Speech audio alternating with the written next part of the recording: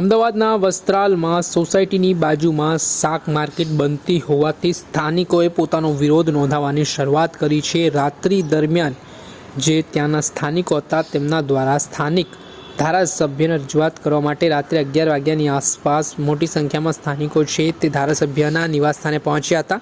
વાત કરવામાં આવે તો વસ્ત્રાલના ચૈત્રકૂટ નીલકંઠ સહિતના સ્થાનિકો રજૂઆત લઈને પહોંચ્યા હતા, જેમાં સોસાયટીની બાજુમાં શાક માર્કેટ બનતી હોવાથી સ્થાનિકોએ વિરોધ નોંધાવ્યો છે।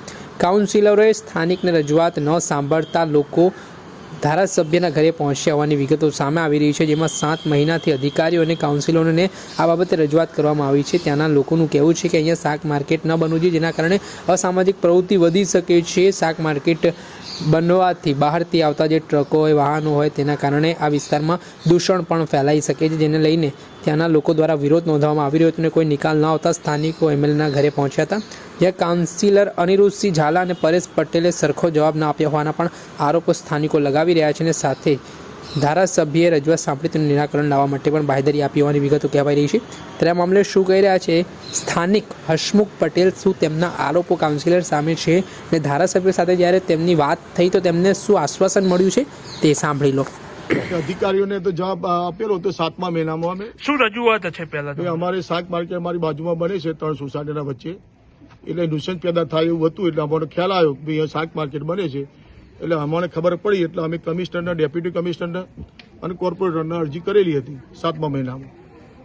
તો અમે એમને પછી હમણાં મહિના પહેલા જ મળવા ગયેલા કોર્પોરેટરને, એમને રજૂઆત કરી ભાઈ અમે આગળ રજૂઆત કરીએ છીએ, પણ કંઈ આગળ થયું નહોતું અને કામ ચાલુ થયું, એટલે પછી અમારે ખબર પડી કે આ કામ હવે બંધ રહે એવું લાગતું ને અમે એને કોન્ટ્રાક્ટરને મળ્યા, કોન્ટ્રાક્ટરે બપોરે બંધે કરાવી દીધું કામ, પછી એમને કહ્યું ભાઈ અમે તો પોલીસ બોલાવીને તમારે બધાને પકડાઈ દઈશું, એટલે અમારે પછી કીધું ધારાસભ્યને મળવું પડશે, એટલે ધારાસભ્યને અમે રાત્રે મળવા માટે બધા ભેગા થઈને આવેલા હતા।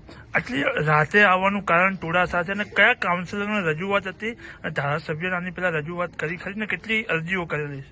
ધારાસભ્યને તો 2 દિવસ પહેલા જ રજૂઆત કરી હતી। ધારાસભ્યએ કહ્યું હતું કે તમે 2 દિવસ પછી હું કમિશનરને મળવા જવાનો હતો, પણ એમને કંઈક આ રેલી ને એવું હતું એટલે જઈ શક્યા નહોતા, એટલે કીધું કે કાલે પરમ દિવસે જવાના છે, અમને હાથે લઈ જવાના છે 5 ઝંડા, કે તમે હાથે આવજો, કોર્પોરેટરને હાથે લઈ લઈશું અને આપણે કમિશનરને રજૂઆત કરીશું અને તમારો નિકાલ લાવીશું। કયા કાઉન્સિલરોને રજૂઆત કરી હતી, કેટલી વખત અને ક્યારે કરી હતી?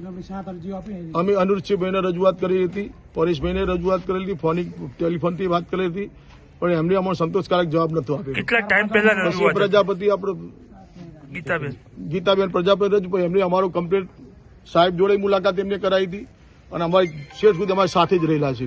કેટલા સમય પહેલા રજૂઆત હતી? રજૂઆત કોર્પોરેટર અમે 7મા મહિનામાં રજૂઆત કરેલી હતી, પછી પાછા અમે હમણાં 11મા મહિનામાં રજૂઆત કરેલી હતી। તમારું જો આ નિકાલ નહીં આવે માર્કેટ ત્યાંથી હટશે ને તો શું હશે આગળનું કાર્યવાહી? આગળ પછી તો સાહેબે કહ્યું છે કે અમે નિકાલ લાવી દઈશું, નહીં હાથમાં અમે ભેગા થઈને આગળ કઈ ચર્ચા કરીશું કે આના માટે આગળ શું કરવું એ અમારે સોસાયટીના બધા અમે 200-300 માણસ છીએ, એટલે પછી નિકાલ તો કઈ લાવવું જ પડશે, નહીં તો ગંદકી તો રહેવાની છે ત્યાં આગળ, બધાને તકલીફ થવાની। ચિત્રકૂટ બંગલો, વેદાંત ફ્લેટ, નીલકંઠ ફ્લેટ। દર્શક મિત્રો, એન કવરેજ ન્યૂઝને આપ લાઇક કરી લો, સબસ્ક્રાઇબ કરી લો અને શેર કરવાનું ભૂલતા નહીં।